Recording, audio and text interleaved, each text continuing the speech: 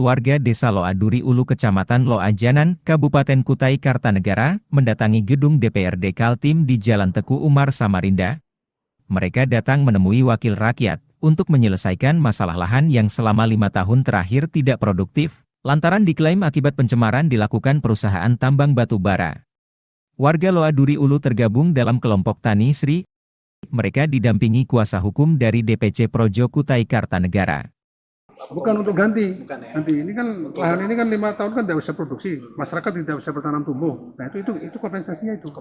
Ya kompensasinya itu diganti. Itu yang hitung tuh 1,3 itu OPT pertanian sana loh. Bukan kita ngarang-ngarang.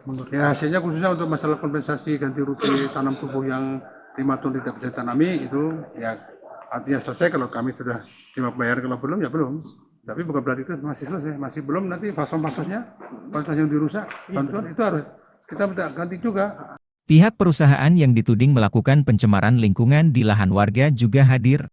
Perusahaan itu PT Multi Harapan Utama, sejak tahun 2012 hadir menggarap lahan di Dusun Batu Hitam, Loa Janan Ulu.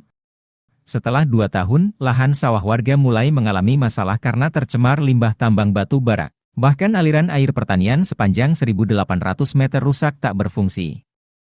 Lahan sawah seluas 5,2 hektar rusak berat tidak bisa digarap lagi. Hal itu yang membuat keberatan para petani hingga menuntut perusahaan mengganti rugi. Memang tadi dalilnya bahwa selama 5 tahun tidak ditanami setiap musim tanam. Bagaimana mau ditanami? Hanya rusak. Nah, biar ditanami tidak bisa juga berbuah, tidak bisa juga kan. Ini kan tradisional mereka menanam dengan menggunakan tangan, ya. Mau menginjak ke situ aja sudah lumpurnya ke sini. Benar, Pak. Terjebak dengan lumpur. Nah tadinya kan hanya sebatas mata kaki. Lalu tidak dilakukan aktivitas tanam karena akibat dari Tidak bisa kan, biar ditanami juga tidak bisa juga panen. Nomor 1 airnya sudah tercemar. Dan itu sudah jadi lumpur. Jadi yang mau nanam tidak bisa tidak bisa menanam dari rumpun ke rumpun. Tuntutan awal dari warga karena rusaknya lahan produktif sebesar 1,3 miliar rupiah. Tapi setelah dihitung secara cermat, angkanya diturunkan menjadi 700 juta rupiah. Sementara pihak perusahaan dalam pertemuan di ruang DPRD Kaltim mengatakan akan mengusulkan kepada manajemen mengenai ganti rugi tersebut. Iya, keseluruhan 5,2 hektar. Itu 5,2 hektar itu yang kerugian ya, bukan lahan dibebaskan ya. Itu kerugian rakyat selama dihitung kurang lebih 5 tahun. Angkanya di 1,3. Nah, angka 1,3 ini nego-nego akhirnya ketemu di angka 700. Begitu. Mau meliput RDP yang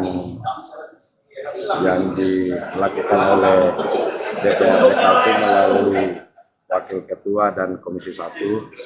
Pada prinsipnya pihak perusahaan sudah merespon aduan yang masuk ke kami dan alhamdulillah progresnya juga sudah berjalan baik dari sisi non teknis maupun teknis.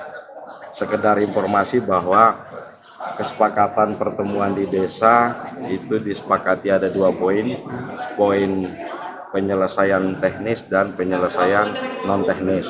Khusus untuk teknisnya, perusahaan sudah mengeksekusi dan sudah merealisasikan pekerjaan normalisasi aliran air baik secara manual maupun secara alat. Yang kedua, untuk rekomendasi kedua terkait non teknisnya sedang progres negosiasi.